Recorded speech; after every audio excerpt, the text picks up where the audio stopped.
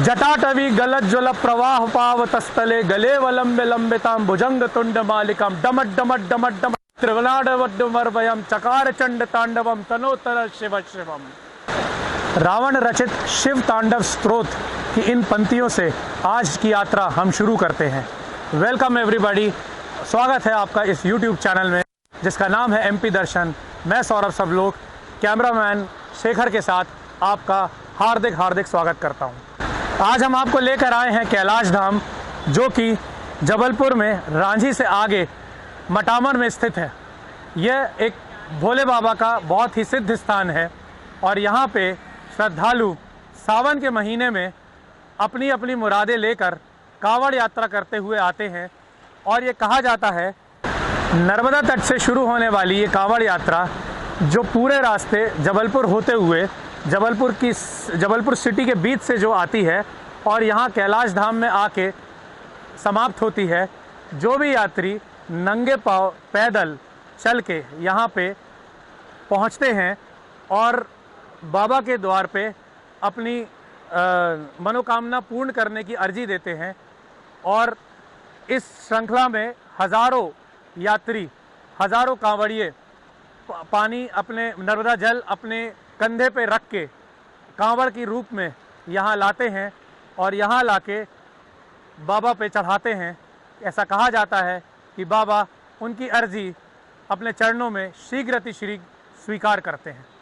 हम सब आज यहाँ इसलिए आए हैं कि अपने इस चैनल के माध्यम से अपने व्यूअर्स को ये दिखाएं कि आस्था हमारे देश में कितनी ज़्यादा स्ट्रॉन्ग है।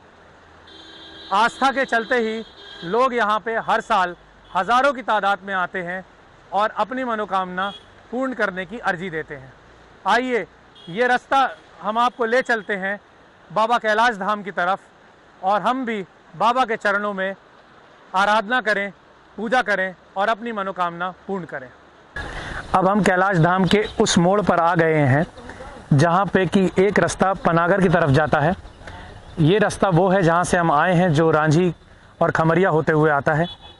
और ये जो आप सीधी चढ़ाई देख पा रहे हैं, ये सीधी चढ़ाई जो जाती है वो कैलाश धाम आपको लेकर जाती है। इस मार्ग का भी एक अपना ही मज़ा है। यह मार्ग चारों तरफ हरियाली पहाड़ों से घिरा हुआ है। पहाड़ पे चारों तरफ हरियाली है, वेजिटेशन है, चारों तरफ अच्छे बड़े बड़े पेड़ पौधे लगे हुए हैं। अगर हम आपको ऊपर से ड्रोन शॉट दिखाएं तो आपको पता लगेगा कि ये पूरा पहाड़ जो है पूरा ग्रीन और पूरा ग्रीनरी से भरा हुआ है। कैलाश धाम का ये बोर्ड जो है, इसमें देखिए लिखा हुआ है कि हनुमान लला समिति वर्धा के द्वारा जो ये मंदिर है ये संचालित किया जाता है। आइए अब हम आपको लेके चलते हैं कैलाश धाम के उस मार्ग पे जो कि सुगम है, सुदृढ़ है और बाबा भोलेनाथ के चौखट की तरफ ले जाता है। यही नहीं, हम आपको ये भी यहाँ दिखाएंगे कि प्रकृति की क्या अपार दया है यहाँ पे। आप जब यहाँ से जाएंगे तो एक अलग ही थ्रिल आपको दिखेगा जो आपको कैलाश धाम की ओर ले जाता है। बाबा का मंदिर की अपनी अलग ही एक गरिमा है, अपनी अलग ही एक कहानी है, लेकिन वहाँ जाते समय ही ईश्वर की दया से आपका मन प्रसन्नचित्त हो जाता है। और इस प्रसन्नचित्त मन से जब आप जाते हैं तो बाबा की पूजा पूरे मन से होती है। आइए चलते हैं। ये रास्ता जो आप देख रहे हैं ये कैलाश धाम की ओर आपको लेके जाता है। चारों तरफ आप देखिए, चारों तरफ पहाड़ियाँ हैं और पहाड़ियाँ जो हैं वो सब ग्रीनरी से भरी हुई है। यहाँ से आप देखें तो आपको ऐसा लगेगा जैसे प्रकृति ने पूरा इस जगह को ग्रीन पेंट कर दिया है। इस प्रकृति के बीचों बीच ये मंदिर स्थित है। हमें अभी पता चला कि ये मंदिर जो है ये श्री रामू जी ने बनाया है। रामू जी यहाँ पे अयोध्या निर्माणी में कार्यरत थे और उनको ऐसी प्रेरणा मिली कि यहाँ पे मुझे 5 मंदिर बनाने हैं। 5 मंदिरों की श्रृंखला में एक मंदिर उन्होंने ये बनाया और बाकी जो मंदिर हैं वह एक नीचे है, एक इस मंदिर के प्रांगण के जस्ट बाहर नीचे किस तरफ है। एक काली मंदिर है जो यहाँ से थोड़ी दूर पे है। एक मंदिर जो उन्होंने अयोध्या निर्माणी के पास बनाया। ऐसे 4 मंदिर इन्होंने इधर उधर बनाए। लेकिन जो मेन मंदिर बनाया है वो उन्होंने ये बनाया है। और ऐसा कहा जाता है कि जो श्रद्धालु यहाँ सच्चे मन से आते हैं और गुरुदेव की चरणों में यानी हमारे भोले बाबा के चरणों में अपना शीश नवाते हैं, जल चढ़ाते हैं, पूजा अर्चना करते हैं, भोले बाबा उनकी बहुत जल्दी सुनते हैं और यहाँ मुरादें बहुत जल्दी पूरी होती हैं। आइए हम आपको इसी रास्ते से ले चलते हैं भोले बाबा के इस विहंगम स्थान पे। आइए मेरे साथ, आइए और सब बोलिए मिलके जय भोले बाबा की। अब हमारे सामने अश्वनी कुमार जी और राजू विश्वकर्मा जी, ये दोनों इस मंदिर के कर्ता धर्ता और इस पूरे प्रांगण की देख रेख करते हैं। सर हमारे पुजारी जी हैं और यहाँ पे जितनी भी शिव जी की आराधना होती है उसको कराने में अपना पार्ट अदा करते हैं। सर हम आपसे पूछना चाहेंगे, सबसे पहले तो भोले बाबा की जय। जय हो। हम आप दोनों का हमारे चैनल में बहुत बहुत स्वागत करते हैं। स्वागत है। आज हम कैलाश धाम सिर्फ ये देखने आए हैं कि हमारे श्रद्धालुओं ने कई श्रद्धालुओं ने ये बताया कि इस मंदिर की बहुत महिमा है। कांवड़ यात्री यहाँ पे बड़ी से बड़ी संख्या में आते हैं और यहाँ पे जो जल चढ़ाया जाता है, जो आराधना की जाती है, शिव आराधना की जाती है, वो जल्द से जल्द कबूल होती है जी।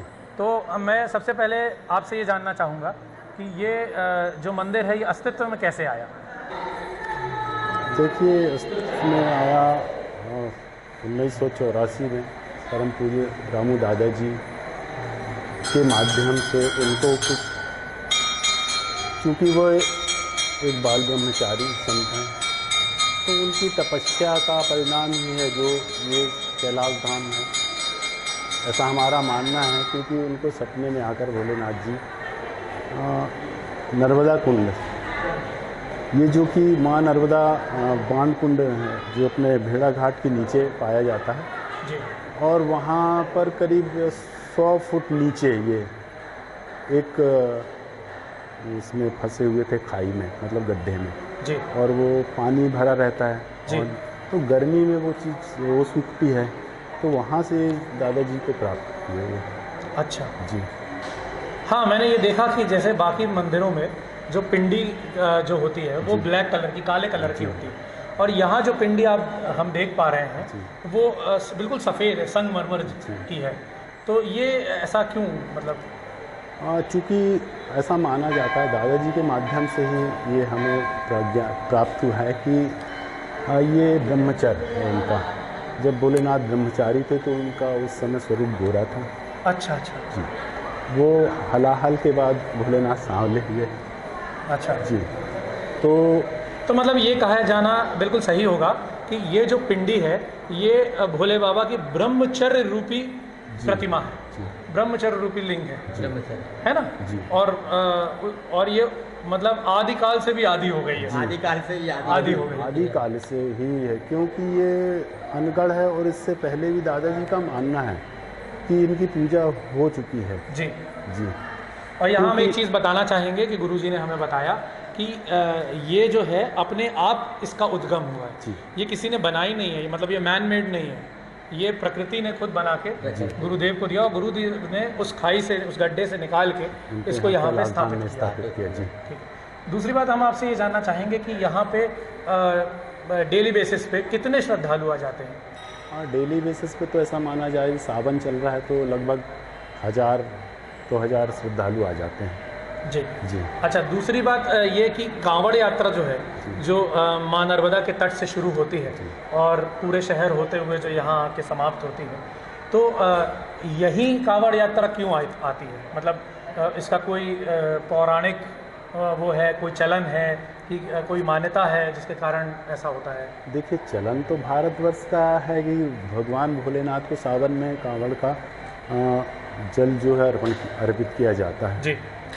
तो वो तो भारतवर्ष का चलन ही है कि हमारे जो भी शिवालय हैं बड़े बड़े भारतवर्ष में, उनके ये चलन रहा है। जी।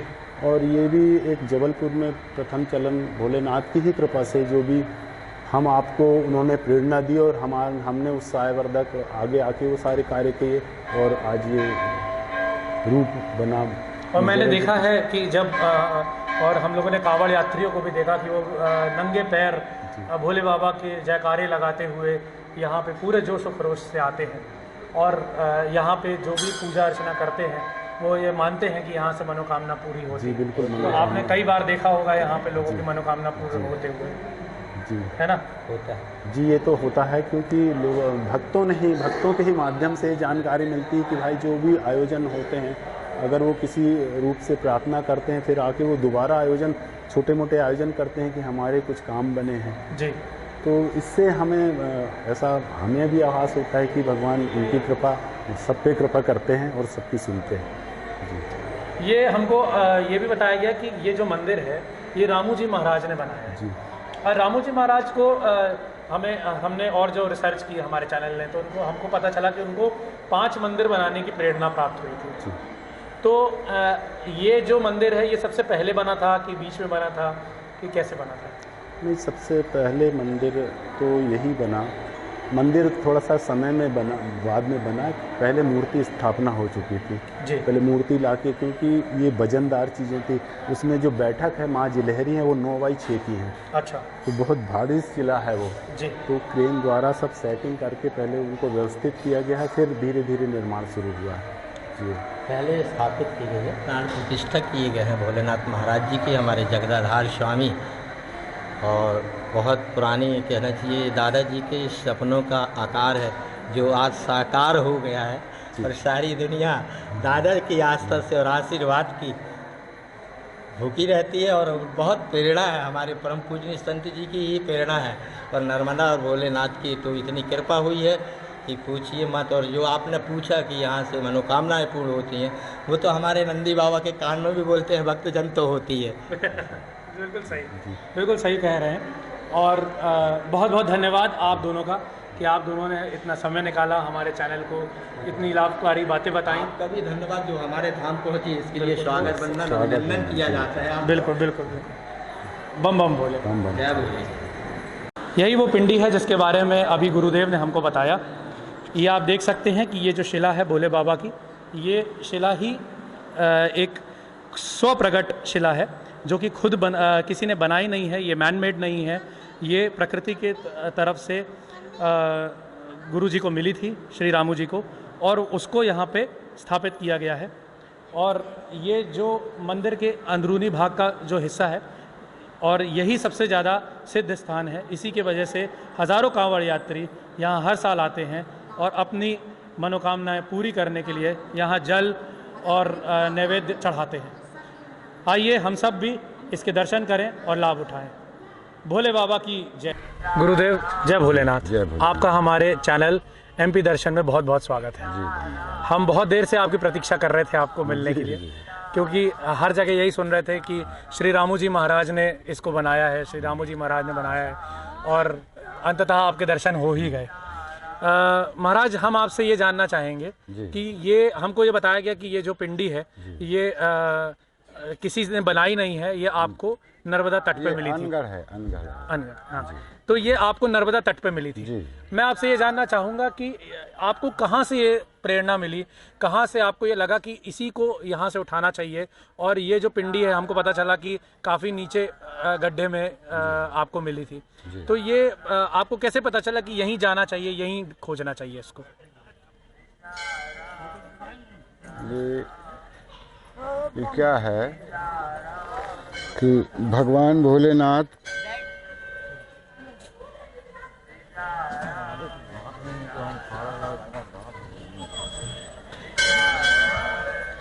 का जो शिव महापुराण है जी, तो माता नर्मदा का पुराण है और माता नर्मदा की जो जानकारी है स्कंद पुराण में विस्तृत रूप से है जी। तो हमको उसमें जानकारियाँ दी गई हैं जी कि माँ नर्मदा का इतना बड़ा महत्व बनाया गया है जी कि उनके जल में नर्मदा का हर कंकड़ संकर माना जाता जी। है। इसके अलावा उसमें कई ऐसे उल्लेख हैं। शिव भक्ति के अंतर्गत ये बताया गया है कि किस किस प्रकार से शिवलिंग पार्थिव भी बनाए जाते हैं, नर्मदा जी से प्राप्त भी किए जाते हैं जी बाणलिंग के रूप में जी स्वयं निर्मित जो होते हैं। तो इस तरीके से नर्मदा जी का उल्लेख है जी। कि किन किन स्थलों में ये बाणलिंग पाए जाते हैं, अच्छा, शिवलिंग पाए जाते हैं। तो मतलब आपके कहने का ये है कि आपको आपने वेदों से ये निकाला जी, कि हम इसे कहाँ ढूंढें। जी, पुराणों के अंदर पुराणों के अध्ययन से आपको ये पता चला कि ये आपको कहाँ मिलेगी। हाँ, क्योंकि सर्वप्रथम जी शिव पूजा में शिवलिंग के महत्व के बारे में हमको जानना था। जी तो ये जानकारी हमको लगी कि अपने पास में जबलपुर में भी जी। एक ऐसा स्थल है जी। जहाँ से शिवलिंग प्राप्त किए जाते हैं। अच्छा अच्छा अच्छा, तो वहाँ से आपको ये शिवलिंग प्राप्त हुआ। हाँ, तो वो स्थल भेड़ा घाट में अपना 64 योगिनी के पीछे बाण कुंड नाम से वो स्थल प्रसिद्ध है। जी। वहाँ से शिवलिंग प्राप्त किए जाते हैं। अच्छा। तो ये जानकारी होने से हम वहाँ पर गए जी। हैं, और उनकी कृपा से इतने खूबसूरत भगवान भोलेनाथ के शिवलिंग हमको प्राप्त हुए, नज़रों में दिखाई दिए। और इस प्रकार से हम लोग ने उस समय बहुत से भक्त लोग जुड़े थे जी। सैकड़ों की तादाद पे भक्त लोग उनको वहाँ निकालने के लिए जाते थे। अच्छा। करीब 1 महीने में वो उनको बाहर लाया गया, बड़ी मेहनत करके। जी। अच्छा, उस समय ये कौन से सन की बात है? अब सन तो लगभग किस समय की बात है ये? उतना मेरे को ख्याल नहीं है, भक्तों ने उसको लिखित किया है कहीं पे जी। पर अब मैं कैसे बताऊं, सन का मेरे को याद नहीं आ रहा है। लगभग कितने साल पुराना है ये अभी तो शिवलिंग तो नहीं, शिवलिंग बना कब वो तो खैर आर्कियोलॉजिस्ट बता सकते हैं। आपको जब प्राप्त हुआ तो वो लगभग कितने साल पुराना होगा, या कितने साल से हम ये कह सकते हैं कि वहाँ से निकाल के यहाँ रखा गया है? हाँ, अब ये तो कम से कम काफ़ी दिन हो गया, मेरे ख्याल से 91-92 ऐसा कुछ। हाँ जी, 91-92। तो हमको ये पता चला कि सन 1991 से जी ये जो शिवलिंग है यहाँ पे है। हाँ। और क्या बाबा जी उस समय से निरंतर यहाँ कांवड़ यात्रा आयोजित होती है?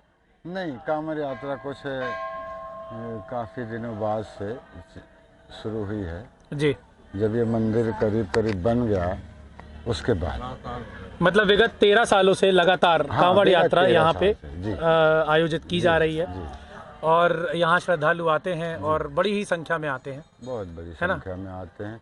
और ये कांवड़ यात्रा के माध्यम से उसका ये लोगों को जानकारी हुई है। वो इतना बड़ा आयोजन हो गया अपने एक ज़िले के अंदर में, अपने जबलपुर के अंदर में, कि वो दूर दूर तक उसको जानने लगे लोग उस आयोजन को। और कांवड़ यात्रा के द्वारा ये इस स्थल की जानकारी जो है, प्रसिद्धि, वो लोगों को जानकारी हुई। और जैसे जैसे जानकारी बढ़ते गई, लोगों का आना जाना यहाँ भारी तादाद में शुरू हो गया। बिल्कुल जी। बहुत बहुत धन्यवाद महाराज जी कि आपने हमें अपना बहुमूल्य समय दिया, हमारे चैनल को बहुमूल्य समय दिया। देखिए क्या है कि श्रद्धालु तो आते हैं, दर्शन भी करते हैं, लेकिन उसके पीछे की जो स्टोरी होती है, उसके पीछे का जो तथ्य होता है, उसको जानना हमारे चैनल का काम होता है, ताकि हमें और हमारे श्रद्धालुओं को पूरी जानकारी, विस्तृत जानकारी मिले। वो सिर्फ एक मंदिर के दर्शन के लिए नहीं आए, पूरी आस्था से लेकर आए, और उनको पता चले कि इसके पीछे कितनी मेहनत लगी है, कितना परिश्रम लगा है। उस परिश्रम को दिखाना ही हमारे चैनल का उद्देश्य है। बहुत बहुत धन्यवाद। भोले बम, बोलिए भोले बाबा की जय, शंकर भगवान की जय, शेरावाली का बोल साचे दरबार की जय। सर्वप्रथम जितने भी श्रद्धालु अब हमारे साथ जुड़ गए हैं, उन सबका एमपी चैनल में बहुत बहुत स्वागत है। एमपी दर्शन चैनल आप सबका तहे दिल से स्वागत करता है। हम आप लोगों सबसे ये जानना चाहते हैं कि आप लोग कितने सालों से यहाँ पे आ रहे हैं।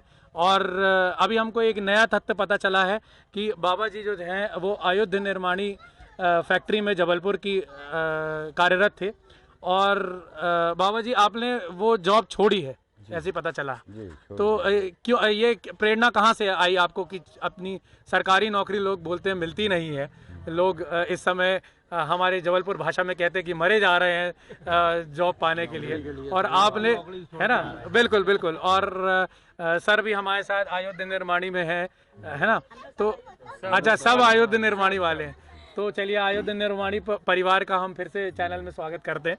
तो गुरुजी आपने ये जॉब क्यों छोड़ी और आपको क्यों ऐसा लगा कि अब इसको विराम करके हमको संन्यास की ओर जाना चाहिए?